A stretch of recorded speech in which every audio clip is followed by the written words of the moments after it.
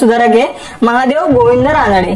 तर न्यायमूर्ती पुढे जाऊन न्यायाधीश बनते, त्यामुळे यांना काय म्हणून ओळखलं जातं तर न्यायमूर्ती महादेव गोविंद रानडे म्हणून ओळखलं जातं। तर यांचा जन्म 1842 मध्ये झाला होता आणि 1842 मध्ये कुठे झाला होता तर नाशिक जिल्ह्यातील निफाड या ठिकाणी झाला होता।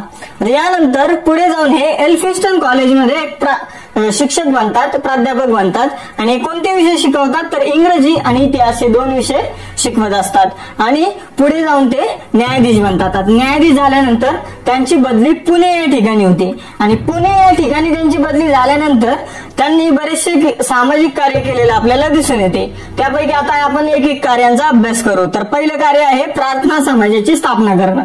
तर यांचा प्रार्थना समाजाच्या स्थापनेत मोठा सहभाग असलेला आपल्याला दिसून येतो। त्याचबरोबर यांनी सामाजिक परिषदेची स्थापना केलेली आपल्याला दिसून येते। त्याचबरोबर यांनी पुण्यात वसंत व्याख्यानमाला सुरू केली होती आणि ही खूप गाजली होती वसंत व्याख्यानमाला। आता हे विधवा विवाहाचे समर्थक होते। तर यांनी मुंबईमध्ये बरेचसे विधवा विवाह लावून दिले होते। त्याचबरोबर यांची अर्थशास्त्रावर चांगलीच पकड होती, त्यामुळे ब्रिटिश आपले कसे शोषण करत आहे हे दाखवण्याचं कार्य यांनी भारतीय जनतेला केलं आणि यांचं सर्वात जास्त गाजलेलं पुस्तक होतं the rise of Maratha power.